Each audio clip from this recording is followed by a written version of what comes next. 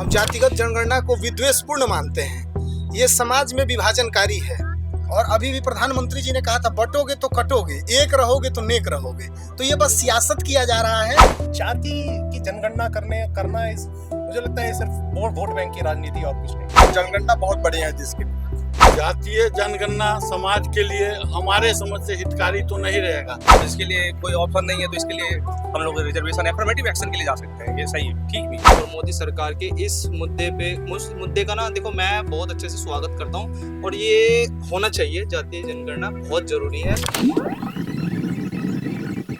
भारत सरकार ने जातिगत जनगणना का ऐलान किया है। आपको क्या लगता है कि ये समाज के लिए कितना हितकारी है? देखिए, 2 दिन पहले हमने सुना है आदरणीय प्रधानमंत्री जी के नेतृत्व में राजपत्रित अधिसूचना जारी हुई और जो कम्युनिकेशन मिनिस्टर है अश्विनी वैष्णव ने इसकी घोषणा की। तो एज ए संघ लोक सेवा आयोग के अभ्यर्थी होने के नाते और देश के एक जिम्मेदार नागरिक होने के नाते हम जातिगत जनगणना को विद्वेषपूर्ण मानते हैं। ये समाज में विभाजनकारी है। हमारा मानना है कि ये वोट बैंक पॉलिटिक्स के लिए किया जा रहा है। चाहे ये भारतीय जनता पार्टी के नरेंद्र मोदी हो या किसी भी, जैसे बिहार में भी हुआ, तो ये अभी इस पर एक नारा आ गया कि जिसकी जितनी संख्या भारी उतनी उसकी हिस्सेदारी। समाज में हम संविधान में पढ़ते हैं कि समुचित प्रतिनिधित्व मिलना चाहिए समाज के हर वर्ग, हर व्यक्ति को। और संविधान में हमारा एक धारा आर्टिकल है अनुच्छेद 15।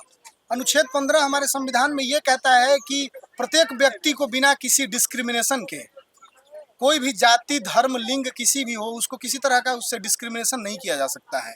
तो हमारा 2 ही मत है। पहला ये कि ये समाज में विभाजनकारी है, विभाजन पैदा करेगा, जिससे समाज के लोग बटेंगे।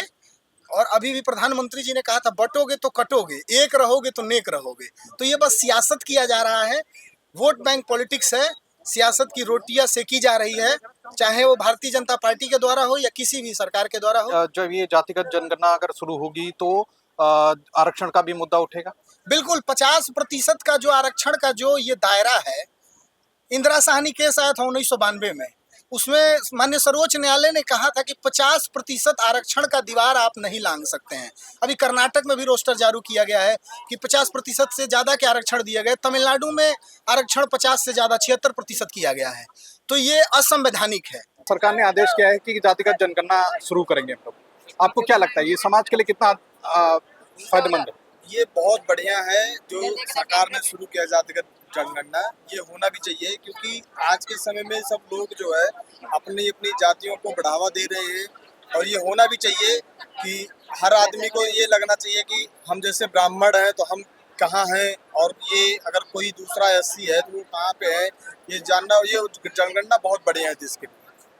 आपको क्या लगता है कि अभी पहलगांव का अटैक हुआ था, अभी ये सब चर्चा होना आपको लगता है कि ठीक है हम लोगों के लिए? बिल्कुल बिल्कुल भैया, चर्चा होना अभी जरूरी है, क्योंकि ये जो ये पहलगांव का हुआ है, ये बड़ा निंदनीय काम हुआ है। और इस पे जो है सरकार को कड़ी से कड़ी जो है उठाना भी चाहिए, मुद्दा भी उठाना चाहिए, और उसको जो है कार्रवाई होना चाहिए कि जो हुआ है। इसके पहले जैसे पुलवामा भी अटैक हुआ था, उसमें भी कुछ अभी वैसे उस तरीके से नहीं हो पाया जिस तरीके से होना चाहिए।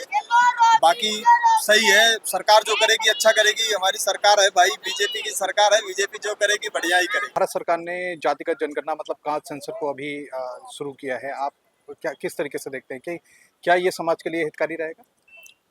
जातीय जनगणना समाज के लिए हमारे समझ से हितकारी तो नहीं रहेगा, लेकिन कुछ लोगों का प्रेशर था कि जातीय जनगणना कराई जाए। जातीय जनगणना कराने से सब जात का आंकड़ा हो सकता है आवे, लेकिन यह हमारे समझ से अच्छी बात नहीं है। जातिगत जनगणना जब शुरू होगी, आरक्षण का भी मुद्दा साथ में उठेगा। आप इस तरीके से इसको कैसे देख रहे हैं आप? आरक्षण का मुद्दा तो उठना ही है। जब जातीय जनगणना होगी, जातीय गणना होगी, तो आरक्षण का मुद्दा उठेगा ही। लेकिन जिसकी संख्या बहुत कम है उसका क्या करेगी सरकार? आरक्षण देने का मतलब है कि लोग पढ़ेंगे नहीं, खुशी से चलेंगे कि चलो हमें तो पढ़ना है नहीं। सरकार आरक्षण दे रही है। हमारा बेटा अगर 98% ला रहा है मेडिकल में, इंजीनियरिंग में, तो उसका एडमिशन नहीं हो पा रहा है। लेकिन अगर आरक्षण में कोई है और उसको 45% ही आता है, तब तो उसका एडमिशन हो रहा है। तो देखते ही हैं कि पेट का ऑपरेशन होता है और कैंची पेट में ही रह जाता है। पुल बनता है, पुल पिलर बनता है और पिलर बनने के पहले ही पुल ध्वस्त हो जाता है। यही आरक्षण का फायदा है, ऐसे ऐसे लोग को नौकरी मिलेगी। तो इसलिए हमारे समझ से जातीय जनगणना जो है उचित नहीं है। कम से कम जो पढ़े लिखे लोग हैं, जो मेरिट पाते हैं, उनको लेना चाहिए। ये तो फालतू है, हमारे समझ से फालतू। सरकार ने नया आदेश अभी जारी किया है कि हम जातिगत जनगणना करवाना शुरू करेंगे, तो इसके लेकर आप क्या सोच रहे हैं? जी, ये दोनों तरह से है, पॉजिटिव भी है, नेगेटिव भी है। और पॉजिटिव देखा जाए तो इसमें आपको क्या कहते हैं कि एससी, ओबीसी, एससी सारे ग्रुप के बारे में पता चलेगा, उनके इकोनॉमिक स्टेटस के बारे में पता चलेगा, उनके सोशल स्टेटस के बारे में क्या पता चलेगा, ये है उनके स्टेटस के बारे में पता चलेगा। जो हमारे देश के लिए बहुत सारे लोग हैं जो अभी भी पॉवर्टी में हैं, बहुत सारे लोअर कास्ट के लोग हैं, उसमें जो मिलते हैं उनकी ओबीसी के हैं या शेड्यूल कास्ट, शेड्यूल ट्राइब अभी भी बहुत बैकवर्डेड है। पॉवर्टी उन्हीं की जनसंख्या में ज़्यादा है जो लोअर कास्ट के लोगों के लिए। तो ये ज़रूरी है उनके स्टेटस को जानने के लिए। बहुत बढ़िया, एक अच्छी आपको चीज़ नहीं है। लगता कि जातिगत जनगणना अगर स्टार्ट होगी तो आरक्षण का जो मुद्दा है वो उठ सकता है फिर से? जी, ये उठेगा, ये तो उठेगा ही, लेकिन मेरे पास कोई ऑप्शन भी नहीं है हमारे कंट्री के लिए कि कोई अल्टरनेट ऑप्शन हो, कोई बेहतर ऑप्शन हो, ऐसा है भी नहीं।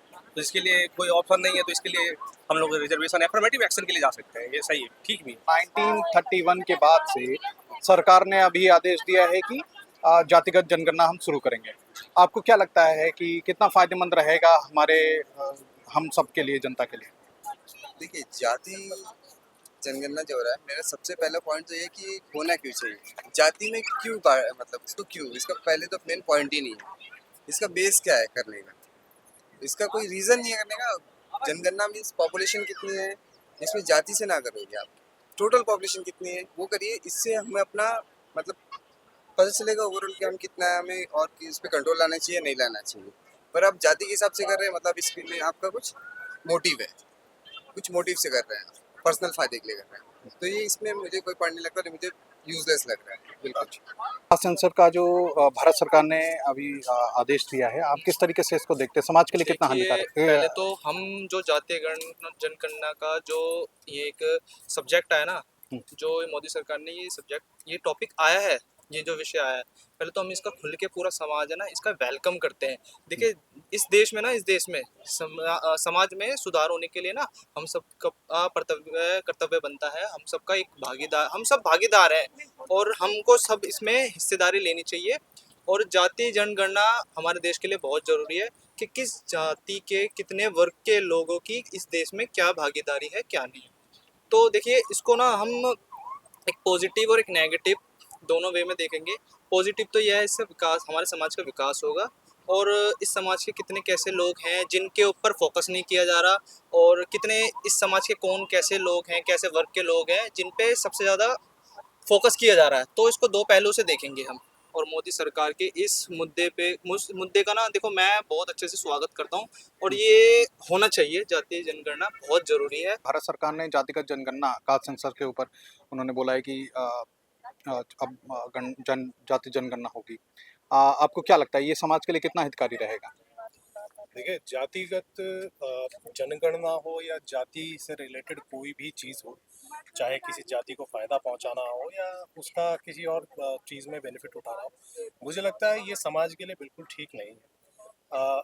जनगणना से फ़ायदा अब वो सरकार जाने, क्या क्या उनकी मंशा है, क्या उनका आइडिया है उसके पीछे, किसी पर्टिकुलर जो जाति हैं वो बैकवर्ड में है, उनको आगे लेके आना है, तो उनको फाइनेंशियली सपोर्ट करना है या समाज लेवल पे जो है, सोशल लेवल पे उनको सपोर्ट करना है, that is a different story, वो एक अलग चीज़ है। लेकिन मेरा मानना है कि देश को, समाज को जातियों में बांटना ही सबसे पहला जो एक स्टेप है ना, दैट इज़ अ रॉन्ग, वो ठीक नहीं है, वो ठीक नहीं है। सरकार पॉलिसी बनाती है, जातिगत के हिसाब के ही वो पॉलिसी लागू की जाती है।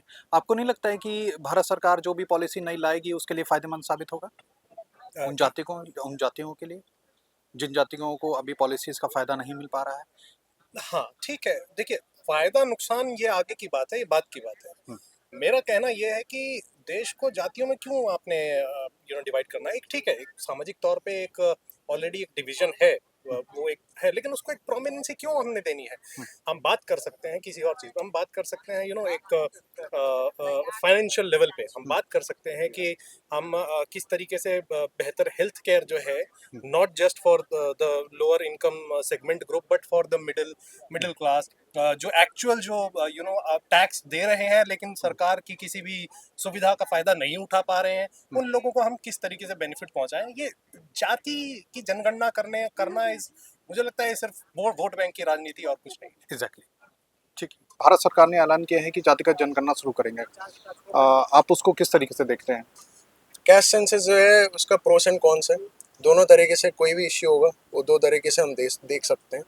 पहले अगर प्रोस की बात करें तो हमें पॉलिसी रिजर्वेशन और कैसे हमें उसको वो करना है, कैसे अलॉट करना है, ये हमें पता चलेगा कि ओबीसी एससी एसटी कितने सारे लोग हैं, उसमें कितना हमें मतलब कितना हमें टारगेट करना है। जैसे 27% अभी ओबीसी को टारगेट किया जा रहा है, तो ये है।